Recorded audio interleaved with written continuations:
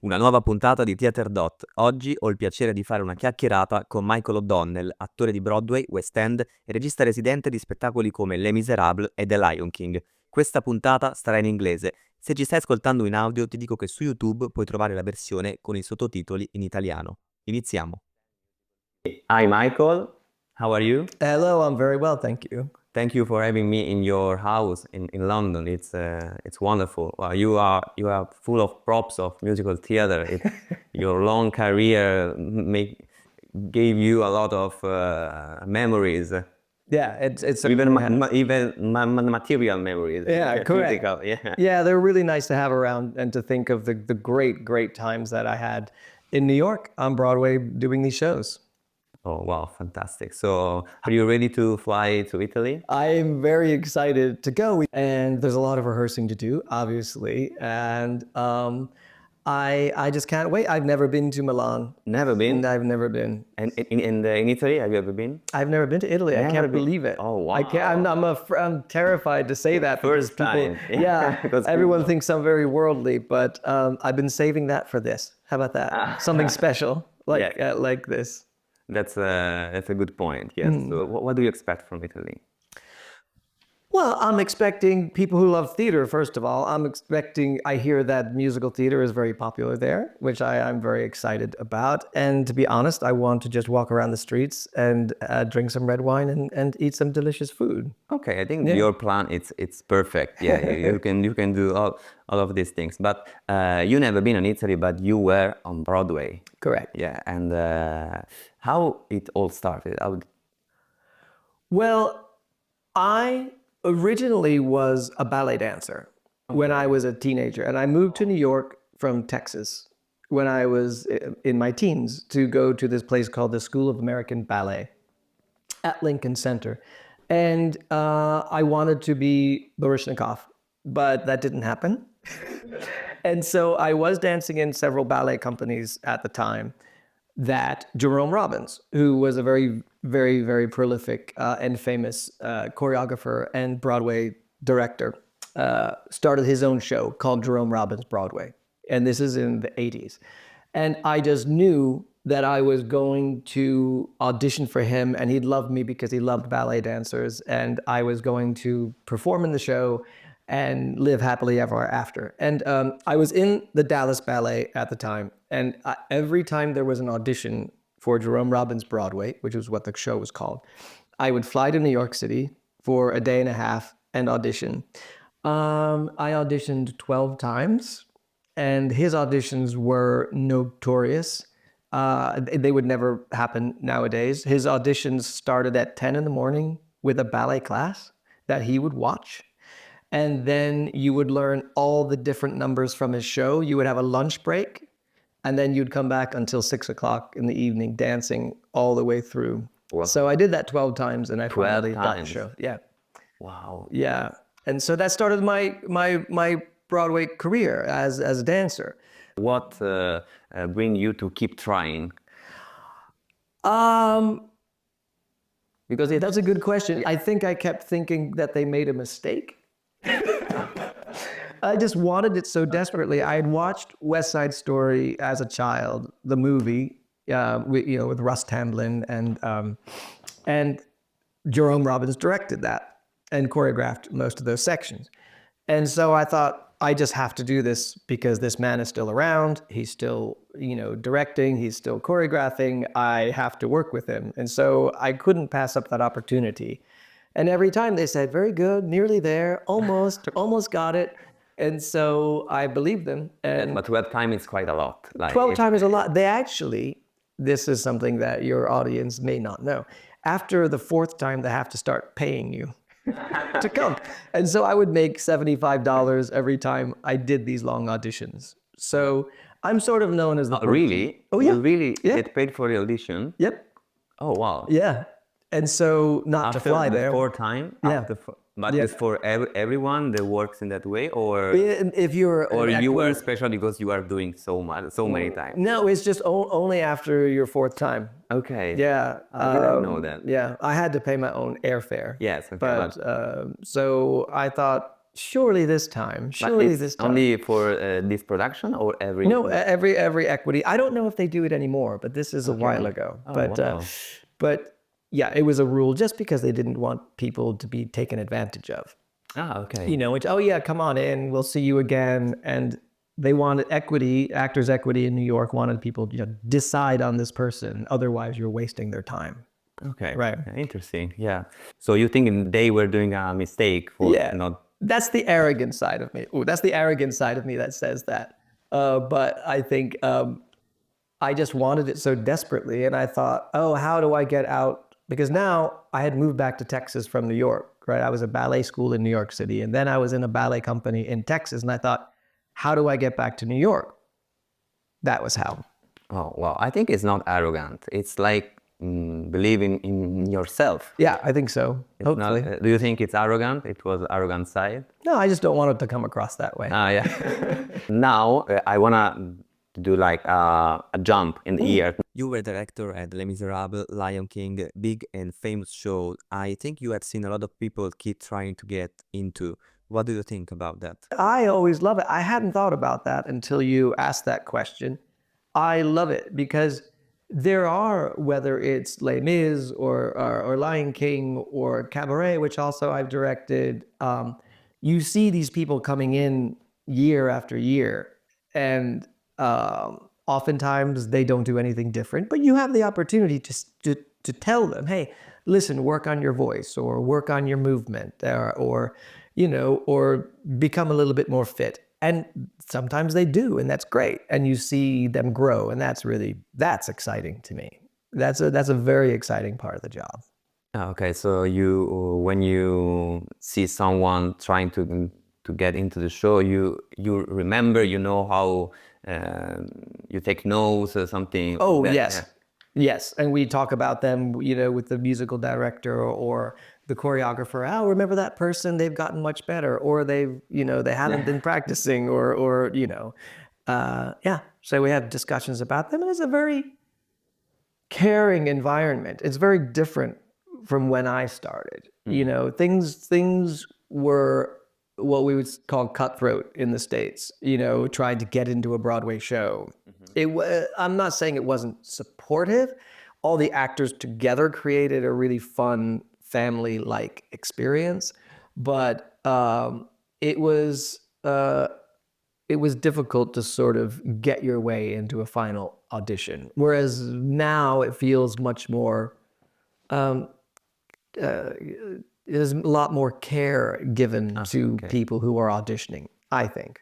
My day used to be, oh, you're too short, get out. Or you're too tall, get out. Okay, nowadays it's the creative team has more care of people taking auditioning. Yeah, I think so. Oh, okay. Okay. So you lived the hard times of the of the audition. I think everyone likes to think they did, but yes, I did. Yeah. Okay, and what is like being on stage on Broadway for the first time for you? Wow. Okay. So I think what saved me was the idea that when I was in school, I was training to be an actor, and so I was on stage a lot. And when I was dancing, when I was younger, I performed everywhere: basketball games, football games, big theaters, small theaters, black boxes, all the rest. So it didn't seem. My first Broadway show was Carousel at Lincoln Center, and it's the one that Nicholas Heitner directed here at the National Theater. And what I think kept me from being too nervous was Lincoln Center, the Vivian Beaumont Theater at the Lincoln Center, is quite contemporary. And so it didn't seem like this old jewel box theater, which was so, intimidating, or Royal Opera House or something like that. It just seemed like an experimental university theater. And many, many of us, it was all of our first Broadway show. Brian Darcy James, who is the godfather of my son, that was his first Broadway show. It was my first Broadway show. Taye Diggs, Audra McDonald, that was her first Broadway show. And so we were all in it together. And so it didn't seem, it was exciting, but it wasn't overwhelming. And the other thing that was interesting, I had been going to ballet school in Lincoln Center. So to me, it was just where I was. Yeah, I was yeah. in New York. I was like, oh, instead of going over to the ballet school, I'm going to cross the street and go into the Vivian Beaumont Theater at Lincoln Center. And, thinking back on it now, I think I should have been terrified. I think I should have been terrified, but it was just so much fun. I mean, it was a really, really fun and special production. So that helped. Oh wow, that's when did you start to think about being behind the scenes? The whole time. We switched a bit for performing to the direction. And, I always thought about performing, whether it started out as dancing, and then I started understudying some leads in the shows because I could sing and dance and act as well. yeah, I saw your credits on I think Playbill it was, and it was like I understudied it was you did a lot of I love that. And so I loved understudying. I love swinging. I don't know if they have that, if they call that swinging in Italy, but yeah, it's different, but it's I loved doing that because you would learn every single part in the show. And so to answer your question, I always wanted to write scripts. And so I always thought, oh, directing is a good way to get into that. So I would use performing on Broadway as my day job. And then really at night, and then I would write the rest of the time and try to direct friends' plays or try to get a foot in that door. And it didn't really happen until 15 years later. I was in Spamalot on Broadway. And so I was a standby for 4 of those lead roles. And so because of that, and I had also been in the ensemble of Spamalot, so I literally knew every bit of staging in the show and performed it in New York. So when the national tour came around, I got to stage that and set that. So I could set the choreography and all the lead roles and all the technical aspects of it as well. So that I thought, oh, this is the opportunity. And then also Cabaret, there were several national tours of that I was called upon to go and help set because I knew all the choreography and I understudied Cliff and the MC. And so it made it very, very easy. I already had my book full of choreography and staging. And so they said, great, have him do that. So that's where that started. So it took years. It took about a decade, really, of overlapping, of being in shows, learning shows, and then setting shows. It's quite unusual that a dancer switch to become a director or something like that. For me, it seems like, no, what do you think? It's common, or because maybe an actor switch to the direction? Sure. I think, but it is. I mean, if you think Bob Fosse, great choreographer, great director. Jerome Robbins, great choreographer, great director. Rob Marshall, who I worked with several times. I did his first show with his sister Kathleen. They directed Brigadoon, which I adore that show. And they did a fantastic job putting that together. And then he hired me for Victor Victoria. And for Cabaret, he co-directed that. So he started out as a dancer, went into choreography, went into directing. So yeah, I mean, I think it's just more rare that dancers are interested in directing because it does seem very different. Those two those two crafts seem very separate, and one would think, oh, directing is closer to acting, and I understand that, but it's also, if you want to stage or choreograph or set up a scene, I think you want a choreographer probably. Oh wow! And how long have you been on stage as an actor now? I mean, on and off. I mean, I did some acting when I was a kid, and so I mean, probably 15 years in New York, and then whatever I have here in 8 years in London as a director. So, and then another 10 years prior to that just as a dancer. So many decades. Oh, wow. And now you are coming to Italy to perform on stage again. How do you feel about that? I'm excited and a little terrified. I'm exhilarated. And You weren't terrified on Broadway, and you are terrified in Italy. How it happened? I don't know. I was never terrified on Broadway. I feel just very responsible because, I'm telling these stories. I'm bringing my experience, which I hope people are interested in, and it seems like they are. And I just want to do a very good job to represent all the people that I've worked with and my past. What was the song that you most like to sing? Oh, I love the song "I Don't Care It Much." sounds like give us a spoiler of the. Oh yeah, spoiler alert! I'm going to sing. I am going to sing "I Don't Care Much" from Cabaret, which is one of my favorite songs that Kander and Ebb wrote for that musical. But they didn't actually write it for that musical. I'll save that little tidbit for the live show to tell you about what they actually wrote it for. As a director, what do you want to see to an actor, from an actor while auditioning or being on stage? My favorite thing, whether it's a reading or it's someone I'm auditioning or something I'm seeing, I think I want to be two things. I want to be surprised, and I want to not see any craft whatsoever.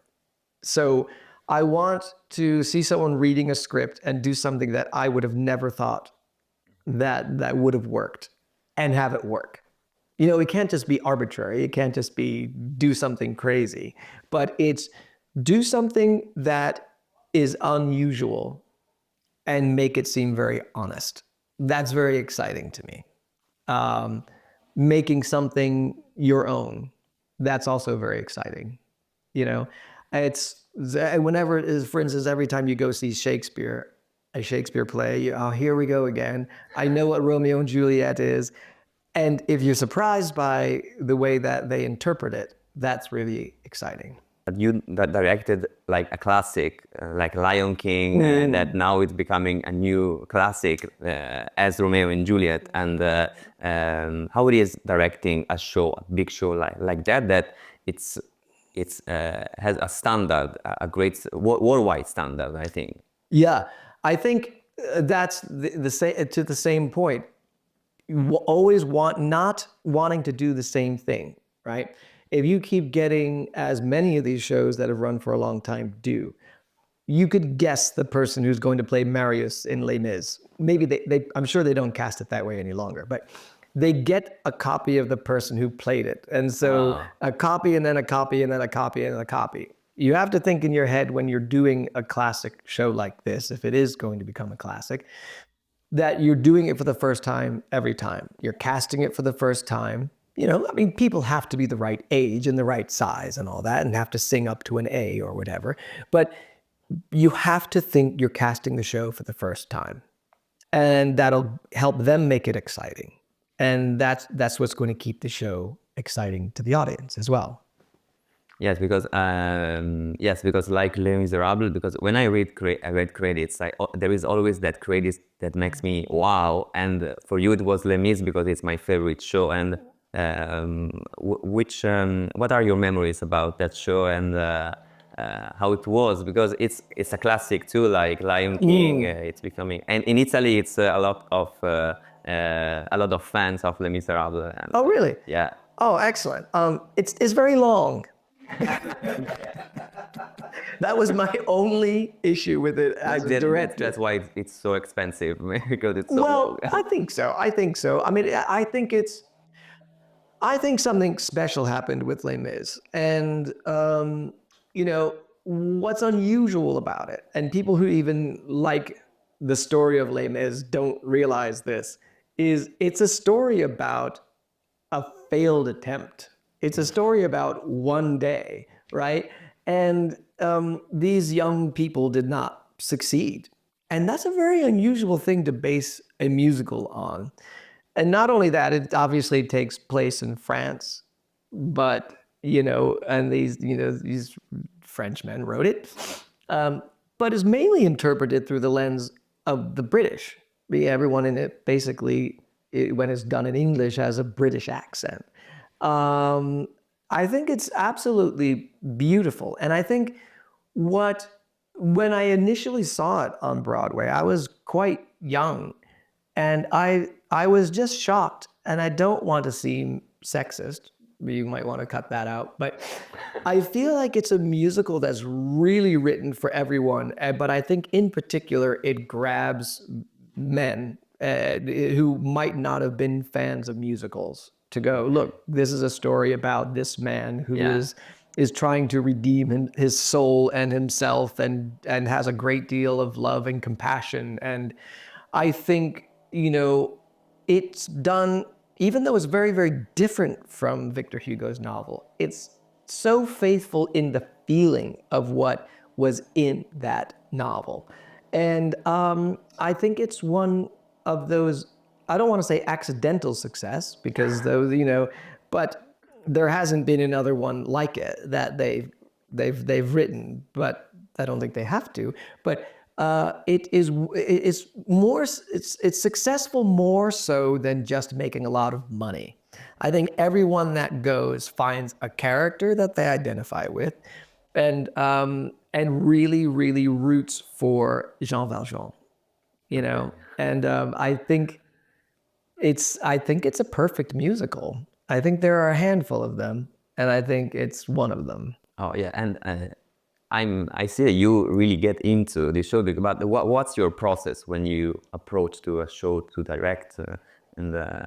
If research. Okay. If it's a show, Les Mis, for instance, I want to see everything and read everything about it. I want to know about that day in 1833, and any nugget that you can give someone to put into their portrayal of Fantine or Javert, that's so helpful, and a lot of people's process is different than mine. A lot of people will just come in, tell me my lines and tell me what to sing, and I'll sing it. Great, and that's fine if they do it right. But a lot of people need help as an actor to hold on to something, especially if it's a musical that's been going for 28 years, right? They need something to hold on to, and whether it's a poem that Hugo wrote or a drawing that he had. Yeah, as you said, it's easy to be a copy of someone else. Right. So right. For a musical that is running for a long time, it's easy, I think. Yeah, it is. And it's easy to run the show that way. Take 4 steps over there, and on the 5th count of 8, look up to the light and then blow out the candle, and then that's the end of the show. You can't do it that way. That's right. I can't do it that way. I don't think it's the best way to do it. Yeah. But I think from audience side, it's better to see something new, and it is like strange sometimes when you see something completely different. Right.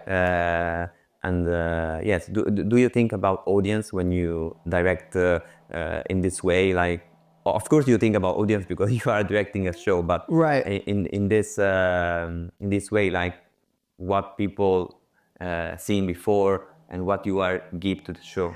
Yeah, you always have your parameters when you're directing a show, come out and they have to get on the barricade and raise the flag, and then they get, but the audience needs to see what they paid to come and see. Yeah. Anything else you can play with. And that's what I think, the more you play, the more excited you'll make the actors and help the actors get excited to come up and do the show that they want to do. And then the audience will see something new, even if they've seen it, like Les Mis, like Lion King. Many of these people have seen the show dozens of times. Yeah. And so I want them to be entertained as well. And many people who habitually come to a show like that, I've heard from them saying, "Oh, I didn't know that, this happened, or that happened, or, oh, that was a really interesting moment. I've never seen that before." And maybe they saw the show many times, and that it's interesting. Yeah. Yeah. And what's thrilling to me is many people don't know this. When you have 8 shows a week, especially in England, I don't know how it works in Italy, but in England, everyone gets 4 weeks holiday. So the cast is changing every day. So you are seeing a new show every day. And that's quite exciting for the energy of the production, is to have new people coming in, you know. And the show should be different every night, whether it's the same people or different, you know. Okay, yes. Let's back to your concert in Milan. And what do you want that people know about Michael O'Donnell? Wow, okay. I don't know. I actually have to think about that. I can't believe you asked me a question I have to think about. Yeah. All right. So what I think I would like people in Milan to take away about Michael O'Donnell, I suppose, is that I'm full of many different facets of the profession. You know, I've done voiceovers, I've done, you know, books on tape, I've been a ballet dancer, you know, an actor, a director, a writer. I feel that it's important for people to know that it's not just about singing and acting, right? It's about whatever draws you to the musical stage. And that's been so much fun for me, is that even one of the shows I got on Broadway was because I could play the clarinet, you know, and I'm not trying to say I can do all these things. It's just all the elements of a person sometimes can sort of come together and make something interesting. So I think that's what I come along with. That's cool. Yeah. Yes. Thank you. So thank you, Michael. Yeah. It will be a pleasure to have you in Milan. I will be there, so let's meet there. I can't wait. I can't wait to see you in Milan. Yeah, and thank you so much. Absolutely. Thank you, Michael. Bye. Thank you, Marco.